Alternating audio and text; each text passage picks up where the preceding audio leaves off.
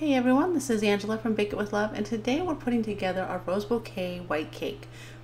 If you've been watching the uploads, you know that we made the white cake. We did the lemon curd, the buttercream, made the fondant, did the roses, laid the fondant on the cake, and filled it and all that good stuff. So we are doing the final bits today to get all these beautiful roses on and some pipe stars around the bottom here. That's where we're starting. Left the buttercream white. I'm going at a 45-degree angle in here into the corner, the edge between the cake and the cake board. Keep your pressure even, and when you're ready to let off the star, release the pressure, and then just gently pull back. It's a pretty simple border. It's a great one for beginners. And learning a few basic borders like this can really kind of finish your cake off really nicely. It gives it a nice extra touch. Especially something like this where our fondant went down to the edge of our cake board, and we're covering up the seam here with this too. I love the borders for really that final touch, as well as whatever decorations you're doing on the top or the rest of the cake. So we're just going to finish this up and go all the way around our cake. There we go, getting towards the end. And then we are going to color some of our other buttercream for a couple more roses on the top that we'll pipe with a Russian piping tip, and some green for some leaves to fill in all the gaps. Now my pink that I'm doing, the other one, the one that's for the roses, I'm not going to see, like the green I'm going to mix completely so that I have a nice solid leaf color, and that's not dark enough, so I'm going to add a little bit more. But the pink I'm going to mix so that I have kind of a variegated pink through it, the white, the light pink, and the darker pink. It works beautifully. Just don't mix it till it's thoroughly combined and you'll be great.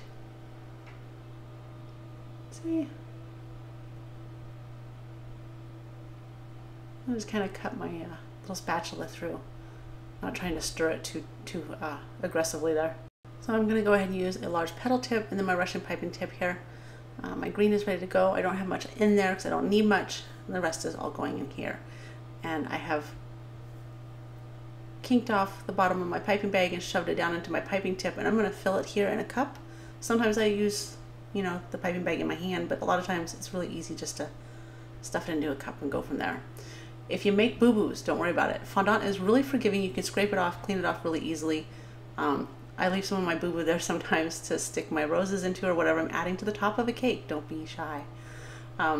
Practice, practice, practice with your Russian piping tips especially. They are an art form.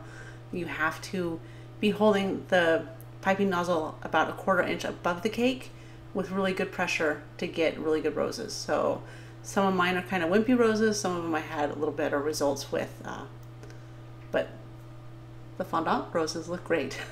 So we're really happy with how it turned out overall. You can see I clean up and keep going. Any of your boo-boos, just use your offset spatula and put it right back into your piping bag and keep going. Now ordinarily I would say practice a ton like on parchment paper, but with this it was if you've done it a few times and you just need to get the knack of it again, you definitely just go ahead and pipe it onto your cake like I am here. If you need to, you just got your Russian piping set in the mail, definitely go ahead and practice a little bit more before you start this. So we're just putting all of my roses in, I'm just setting them on a little dollop of buttercream if I didn't have a boo-boo there already. And then I go along in all my little gaps. I'm going to kind of finish it off with these little petals in between to fill up any little spots that look like they need a little bit more color. Now with this petal tip, I'm also starting a little bit above the surface of my fondant on the cake and just gently releasing pressure and lifting away so that it tapers that edge there. It's a pretty easy tip to work with. It doesn't take a lot of practice, and it really gives a nice finishing touch to your cake like this. It makes everything kind of fill out, and like I said, finishing touches, the little touches like this, the borders and these little leaves just make the cake look really complete and way better. I love it.